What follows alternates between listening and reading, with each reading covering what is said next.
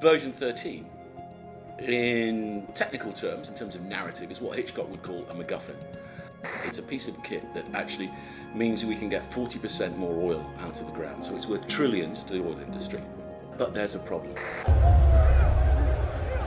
The problem is that if this technology works, it subverts an existing military technology, which is a drilling technique. The oil industry benefits by trillions, but the arms dealers would lose their hundreds of billions worth of arms trade. It's a very ingenious device that sets two of the biggest forces in global capitalism into headlong collision. Supercavitation is a phenomenon that creates bigger but highly unstable bubble. Now, the Russians have developed this to the nth degree, the Shkval technology. You can create this self-perpetuating bubble, and torpedoes and submarines can travel at several hundred knots under the water. They have that technology that the Russians have been selling it to the Iranians since the mid-70s.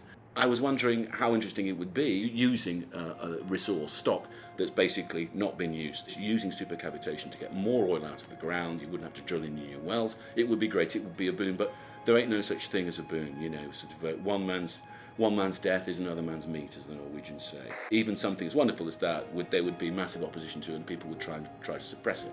Which brings me to my hero, Samuel Spendlove, who is blessed and cursed with the fabulous Englishman with blonde flowing locks, disillusioned young academic, and he has an eidetic memory, he has a perfect photographic recall.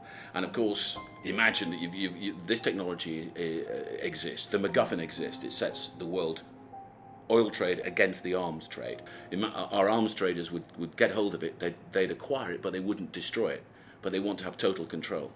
And the one thing they can't control is my man, because he's got it all in his head. The trail takes him from urban Moscow in all its modern gangster capitalist grittiness through to when things get nasty and everybody wants the contents of his head, so some people just want to blow his head off. That takes him to a remote area of Russia called Kamchatka. There are no roads leading directly into Kamchatka. You can only get there by air. It's a peninsula the size of the state of California on the other side of the Bering Straits from Alaska. Full of active volcanoes, and generally the kind of place that you really want to take the family for a picnic. He has to go on the run to save his life and also buy time, actually, to get himself out of the trap, to find a way that the arms dealers of the world don't want to kill him, the governments of the world want to kill him, the agencies they use want to kill him, and he has to make sure that all these opposing forces collide, and he is kept in perfect privacy in the middle. Those are the forces, those kind of huge sort of industrial, the tectonic forces of industry, big business and high politics, all would find it very convenient for my hero and his important secret trapped in his head to disappear.